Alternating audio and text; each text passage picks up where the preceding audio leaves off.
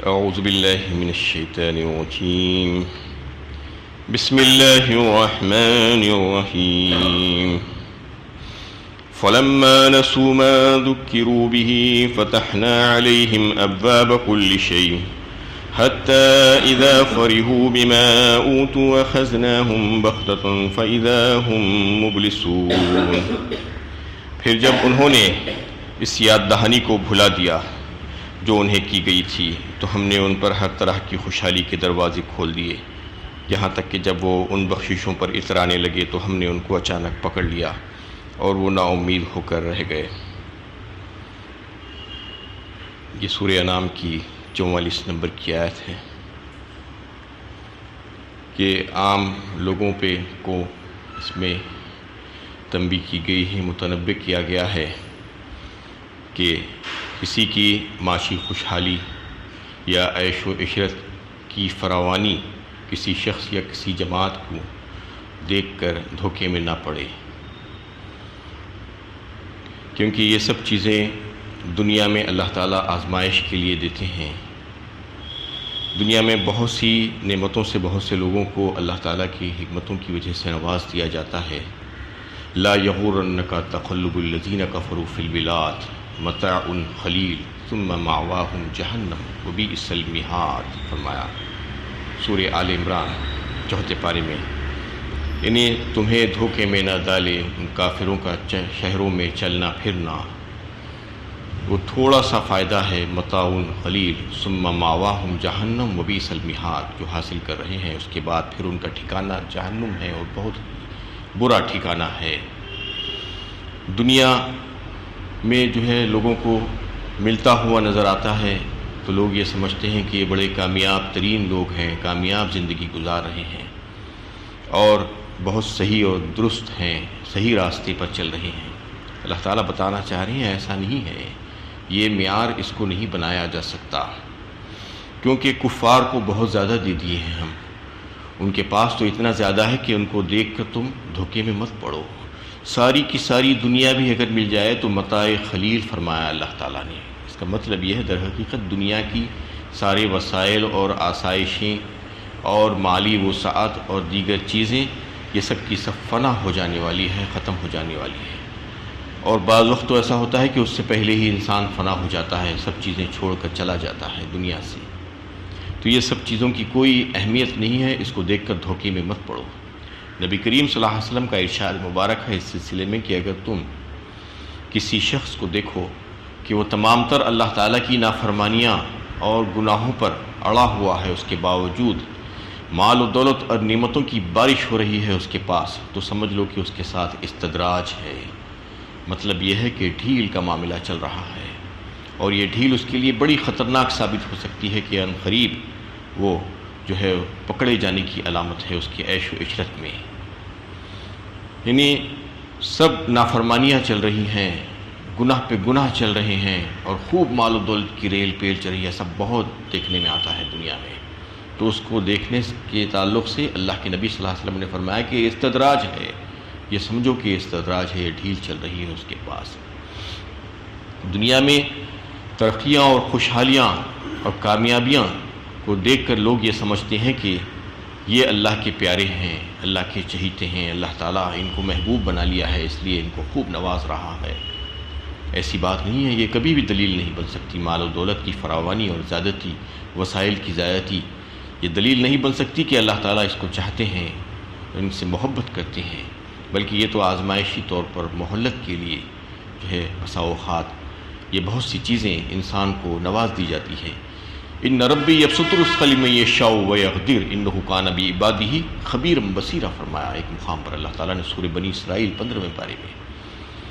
یعنی بے شک میرا رب ہی ہے جو روزی کو کھولتا ہے اور تنگ کر دیتا ہے،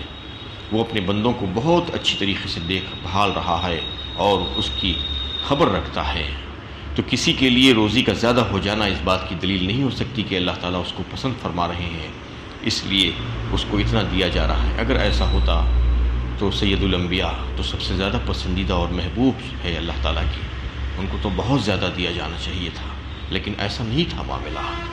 تو مال اور روزی اور وسائل، دنیا کی جو چیزیں ہیں، عیش و عشرت کے ساز و سامان، یہ سب کے سب دلیل نہیں بن سکتی، یہ بتایا جا رہا ہے۔ اللہ تعالیٰ اپنے بندوں پر بڑے شفیق اور مہربان ہیں۔ وہ چاہتے ہیں کہ بندے آگ سے بچ جائیں، جہنم میں جانے سے بچ جائیں اور جنت میں جانے کے مستحق ہو جائیں۔ یہی وجہ ہے کہ مختلف انداز میں ان کو جھنجھوڑ کر روکا جاتا ہے، بتایا جاتا ہے۔ یعنی جیسا کہ اس سے پہلی آیتوں میں یہ بات چل رہی تھی کہ تکالیف اور مصیبتوں اور پریشانیوں اور نقصانات، بیماریوں سے دوچار کیا جاتا ہے تاکہ بندہ اپنی اصلاح کر لے، اس کو موقع دیا جاتا ہے۔ اور اگر وہ موقع سے فائدہ نہیں اٹھاتا ہے اور اس بات کو سمجھ نہیں پا رہا ہے، اپنی اصلاح نہیں کر پا رہا ہے، اس سے سبق حاصل نہیں کر رہا ہے، اس سے نصیحت اس کو نہیں مل رہی ہے، تو پھر دوسرے درجے کا جو ہے امتحان اس کے اوپر شروع کیا جاتا ہے۔ دوسرے درجے کا امتحان یہ ہوتا ہے کہ مال و دولت کی بارش اس کے اوپر کر دی جاتی ہے۔ یعنی ہر وہ چیز جو حیات دنیا کے تعلق سے جو ہے انسان کے پاس دیکھنے کا خواہش مند ہوتا ہے، وہ ساری چیزیں اس کو دے دی جاتی ہیں، اور دے کر اللہ تعالیٰ دیکھنا چاہتے ہیں کہ کم از کم بندہ ان تمام نعمتوں کو دیکھنے کے بعد کیا میرا شکر گزار بندہ بنتا ہے یا نہیں بنتا ہے۔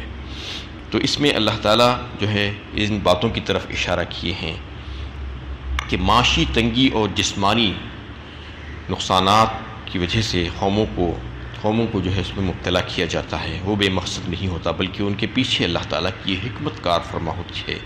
کہ ان کو سنبھلنے کا موقع دیا جائے۔ تنگی اور تکلیف انسان کے ضمیر کو جھنجھوڑتی ہے، اسے اپنے رب کی طرف متوجہ کرتی ہے، اور اس کے دل کو اس بات کے لیے سازگار بناتی ہے کہ وہ اللہ تعالیٰ کے حضور جھک جائے، اس کی فرما برداری میں لگ جائے۔ جب حالات کی شدت بھی کسی قوم کے دلوں میں نرمی پیدا نہیں کرتی تو پھر ان کے دل ایسے سخت ہو جاتے ہیں کہ کوئی نصیحت بھی ان پر اثر انداز نہیں ہو سکتی، بلکہ شیطان کا جادو ان کے اوپر چل جاتا ہے۔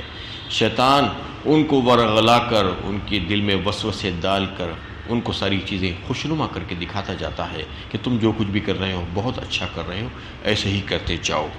یہ ان کے جو ہے اپنے کارناموں کو قابل فخر دکھا کر ان کو جو ہے آگے بڑھانے کی کوشش کرتا جاتا ہے۔ جب کوئی قوم کی حالات کی شدت جو ہے سبق حاصل کرنے کے لیے کافی نہیں ہوتی،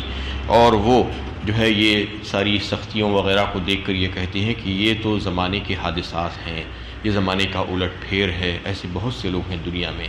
جو اللہ تعالیٰ کے عذاب کو عذاب نہیں سمجھتے، بلکہ یہ کہتے ہیں کہ ایسا تو ہوتا آیا ہے شروع سے، ہمارے ساتھ بھی ایسا ہوا تھا، پھر اس کے بعد حالات ٹھیک ہو گئے، ایسا چلتا آ رہا ہے، دنیا کا دستور ہے، یہ زمانے کا دستور ہے، یہ ایسا ہوتے رہتا ہے۔ یہ اللہ تعالیٰ کی آزمائش کا دوسرا باب اس کے بعد کھول دیا جاتا ہے، اور ہر طرح کی خوشحالیوں سے ان کو بہرہ مند کر دیا جاتا ہے تاکہ ان کے اندر اپنے رب کی شکر گزاری کا جذبہ پیدا ہو جائے۔ یہ بہت ہی خطرناک آزمائش، آخری آزمائش ہوتی ہے انسان کی، اس کے بعد اس کی پکڑ ہونا لازمی ہو جاتی ہے۔ اس کے بعد بھی اگر وہ اترانے لگتا ہے، جیسا کہ سورہ حمیم سجدہ 25ویں پارے میں اللہ تعالیٰ نے اس کا تذکرہ کیا اسی قسم کے لوگوں کا، وَلَئِنْ أَذَقْنَاهُ رَحْمَةً مِنَّا مِنْ بَعْدِ ضَرَّاءٍ مَّسَّتْهُ لَيَقُولَنَّ هَٰذَا لِي وَمَا أَظُنُّ السَّاعَةَ قَائِمَةً وَلَئِن رُجِعْتُ إِلَىٰ رَبِّي إِنَّ لِي عِندَهُ لَلْحُسْنَىٰ۔ یعنی جو اس مصیبت اسے پہنچ گئی تھی، اس کے بعد ہم اسے جو ہے رحمت کا مزہ چکاتے ہیں تو کہہ اٹھتا ہے کہ اس کا تو میں حقدار تھا، مجھے ملنا ہی چاہیے تھا، اور اگر جو ہے میں اپنے رب کے پاس پہنچ گیا، میں نہیں سمجھتا کہ قیامت آنے والی ہے، اس وقت تک پہنچ جاتا ہے، اور کہتا ہے کہ اگر میں اب اپنے رب کے پاس پہنچ بھی گیا تو وہاں پر جانے کے بعد یقیناً مجھ کو اس سے زیادہ ملنے والا ہے، اس سے بہت اچھا ملنے والا ہے۔ یہ کیفیت اس کی ہو جاتی ہے۔ یعنی اللہ تعالیٰ جب اس کو نوازتے ہیں تو اس کی حالت ہی بدل جاتی ہے، وہ بجائے شکر گزاری کرنے کے، اللہ تعالیٰ سے رجوع ہونے کے جو ہے ادرانے لگتا ہے، اور غرور اور تکبر کی باتیں کرنے لگتا ہے، اور اس کے اوپر جب دروازے کھول دیے جاتے ہیں، یہاں پر جو ہے اللہ تعالیٰ نے فرما دیا فَلَمَّا نَسُوا مَا ذُكِّرُوا بِهِ، جب بھلا دیا اس نے سبق کو، جو سبق اس سے دیا گیا تھا، اللہ اور اس کے رسول کی طرف سے جو احکامات آئے تھے، وہ احکامات کو اس نے پس پشت ڈالا، ان کو جو ہے چھوڑ دیا، تو پھر فتحنا علیہم ابواب کل شیء فرمایا، یعنی ہر قسم کے دروازے اس کے اوپر کھول دیے گئے نعمتوں کے، جتنی نعمتیں دنیا کی جو ہے ہو سکتی ہیں وہ نعمتیں اس کو دے دی گئی، حتیٰ اذا فریحوا، یہاں تک کہ وہ بہت خوش ہو گیا اور اترانے لگا، ناچنے کودنے لگا، تماشے کرنے لگا، اور یہ سمجھنے لگا کہ اب کون مجھے پکڑے گا۔ اس کی حالت بالکل ایسی ہو گئی جیسا کہ ایک چوہے دان میں روٹی کو گھی لگا ہوا دیکھ کر اچکنے کودنے لگتا ہے اور یہ سمجھتا ہے کہ یہ تو میری ضیافت ہونے والی ہے، مجھ کو جو ہے میرے لیے ہی جو ہے یہ سارا ساز و سامان رکھا گیا ہے، یہ سوچ کر وہ اچکتے کودتے جو ہے چوہے دان میں جاتا ہے، اور جانے کے بعد اس کو معلوم ہوتا ہے کہ وہ تو اس کی موت تھی، موت اس کو بلا رہی تھی۔ یعنی یہ ساری چیزیں اس کے لیے، اس کو دکھانے کے لیے، آزمائش کے لیے رکھی گئی تھی تاکہ وہ اندر آ جائے۔ تو ایسی ہی حالت انسانوں کی بھی ہوتی ہے۔ دنیا میں آپ دیکھتے ہیں کہ اللہ تعالیٰ خوب نواز رہے ہیں، لیکن نافرمانی سے باز نہیں آنا چاہ رہے ہیں، اللہ کے شکر گزار بندے نہیں بننا چاہتے، اللہ تعالیٰ کی طرف متوجہ نہیں ہوتے، اس سے رجوع ہونا نہیں چاہتے، تو پھر ان کا حال بہت ہی برا ہونے والا ہے۔ اس میں اللہ تعالیٰ یہ بتا رہے ہیں فَقُطِعَ دَابِرُ الْقَوْمِ الَّذِينَ ظَلَمُوا وَالْحَمْدُ لِلَّهِ رَبِّ الْعَالَمِينَ۔ غرض ان لوگوں کی جڑ کاٹ دی گئی جو ظلم کے مرتکب ہوئے تھے، اور تعریف اللہ ہی کے لیے جو ساری کائنات کا رب ہے۔ یعنی ان کا حال یہ ہو گیا کہ جب ان کو ساری نعمتوں سے بھی نواز دیا گیا تو بھی وہ نہیں سدھرے، اپنی اصلاح نہیں کی، تو اللہ تعالیٰ نے ان کی ایسی پکڑ پکڑی کہ ان کی نسلوں تک جو ہے ان کو ختم کر دیا گیا، تو پھر وہ ناامید ہو گئے، مایوس ہو گئے۔ یہ حالت خاص طور سے رسولوں کی امتوں کے ساتھ پیش آتے رہے ہیں تاکہ ان کی صداقت واضح ہو، لیکن اس قسم کے حالات عام قوموں کے ساتھ بھی پیش آتے رہتے ہیں۔ عام طور پر بھی جو ہے ایسے عذاب آتے ہیں تاکہ لوگ ہوش میں آئیں، دوسرے دیکھ کر اپنی اصلاح کر لیں، کیونکہ سرکش قوموں کو ہلاک کرنا تقاضۂ عدل بھی ہے اور انسانیت پر اللہ تعالیٰ کی طرف سے رحمت بھی ہے۔ جو ظالم اور مجرم ہیں ان کو ایسے ہی اگر چھوڑ دیا جائے گا تو وہ دوسرے لوگوں کو ستاتے ہیں، اس لیے اللہ تعالیٰ فرما رہے ہیں کہ ان کو نیست و نابود کر دیا جاتا ہے، ان کو ختم کر دیا جاتا ہے، ان کی کفر کا زور توڑ دیا جاتا ہے۔ تو یہ اللہ تعالیٰ کی طرف سے ایک رحمت ہے، والحمد للہ رب العالمین۔ اس پر اللہ تعالیٰ کی تعریف کرنی چاہیے، وہ تعریف کا مستحق ہے۔ قل أرأيتم إن أخذ الله سمعكم وأبصاركم وختم على قلوبكم من إله غير الله يأتيكم به انظر كيف نصرف الآيات ثم هم يصدفون۔ کہو تم نے اس بات پر بھی غور کیا کہ اگر اللہ تعالیٰ تمہاری سماعت اور بصارت چھین لے اور تمہارے دلوں پر مہر لگا دے تو اللہ کے سوا کون سا خدا ہے جو یہ نعمتیں تمہیں واپس دلا سکے۔ دیکھو کس طرح ہم اپنی نشانیاں گو نہ گو طریقے سے بیان کرتے ہیں، پھر بھی یہ لوگ ہے کہ کنارہ کشی کرتے ہیں۔ اس میں اللہ تعالیٰ انسان کو دی ہوئی زبردست جو نعمتیں ہیں، بڑے بڑے جو صلاحیتیں، جو دیکھنے کی صلاحیت، سننے کی صلاحیت اور دل و دماغ، اس کو سمجھنے کی صلاحیت جو اللہ تعالیٰ نے دی رکھی ہے، اس کے بارے میں فرما رہے ہیں کہ اگر ہم اس کو واپس لے لیں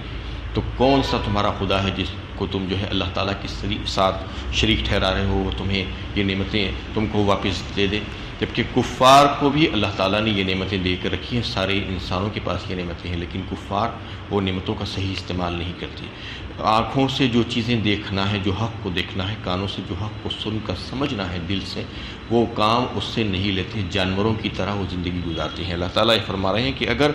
جو بظاہر بھی جو ان کے اعضاء ہیں اس کو بھی ہم چھین لیں تو کون ان کو واپس کر سکتا ہے، جبکہ وہ اس کا صحیح استعمال کرنا ہی نہیں چاہ رہے ہیں۔ اللہ تعالیٰ کے سوا کون ہے جو ان کو وہ نعمتیں لوٹا سکتا ہے۔ اس میں اللہ تعالیٰ یہی فرمانا چاہ رہے ہیں کہ وہ ساری نعمتوں کے دینے والے ہم ہی ہیں، اور ہم کسی بھی وقت وہ نعمتوں کو واپس لے سکتے ہیں۔ قل أرأيتكم إن أتاكم عذاب الله بغتة أو جهرة هل يهلك إلا القوم الظالمون۔ کہو تم نے کبھی سوچا کہ اگر تم پر اللہ کا عذاب اچانک یا علانیہ آ جائے تو ظالموں کے سوا اور کون سا گروہ ہے جو ہلاک کیا جائے گا؟ یعنی اللہ تعالیٰ کی طرف سے عذاب کبھی بھی آ سکتا ہے، یا عذاب کی آثار دکھانے کے بعد، یا اچانک رات میں سوتے ہوئے عذاب تمہیں آپ پکڑ سکتا ہے۔ اس میں اللہ تعالیٰ جو ہے مختلف انداز میں توحید کو سمجھا رہے ہیں، مختلف زاویوں سے مختلف دلائل دے کر، کبھی ڈرا کر، کبھی سمجھا کر، کبھی یہ بشارت دے کر، کبھی ترغیب کے ذریعے سے، کبھی ترہیب کے ذریعے سے، کہ تمہاری آزمائش کا دور ہے دنیا میں۔ دنیا ساری کی ساری آزمائش ہے، لیبلوکم ایکم احسن عملا فرمایا اللہ تعالیٰ نے ایک مقام پر، یعنی تاکہ تمہیں دیکھے، آزمائے کہ تم میں سے اچھا عمل کون کرتا ہے۔ خیر و شر اور تنگی و فراقی یہ سب کے سب آزمائش ہے۔ کبھی تنگی میں اللہ تعالیٰ آزماتا ہے بندے کو، تو کبھی جو ہے یعنی دے کر آزماتا ہے۔ تو یہ ساری چیزیں آزمائش ہے۔ آزمائش کو آزمائش سمجھ کے اللہ تعالیٰ کی طرف رجوع ہونا چاہیے، اور اس کی شکر گزاری کا جذبہ انسان کے اندر پیدا ہونا ہے جب اللہ تعالیٰ اس کو وسعت دے، فراخی دے دے، خوشحالی دے دے، اور جب تنگی ہو جائے تو پھر صبر کر لے۔ وہ بھی ایک آزمائش ہے اللہ تعالیٰ کی طرف سے، خیر و شر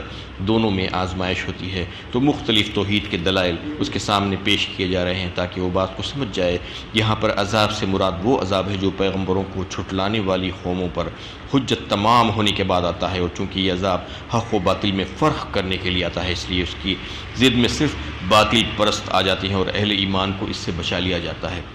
یعنی انبیاء کرام کی امتوں کے اوپر جو حالات پیش آئے، اس کے بعد انہوں نے جب ان کو چھٹلایا، نبیوں کو ان کی بات نہیں سنی، تو اس کے بعد ان کے اوپر جب عذاب آیا تو اہل ایمان کو اللہ تعالیٰ نے ہمیشہ وہاں سے بچا کر نکال لیا، اور جو باطل پر تھے ان کو سب کو ہلاک کر دیا، جیسا مختلف قوموں کا تذکرہ قرآن میں ملتا ہے، قوم عاد، قوم سمود، قوم لوط اور دیگر اقوام جن کو صفحہ ہستی سے اللہ تعالیٰ نے مٹا دیا۔ اللہ تعالیٰ سے دعا ہے کہ اللہ تعالیٰ ہم کو صحیح علم و عمل کی توفیق عطا فرمائے، اور اس پر عمل کرنا آسان فرمائے، اور اپنے گناہوں سے ہمیں بچائے رکھے۔ وآخر دعوانا الحمدللہ رب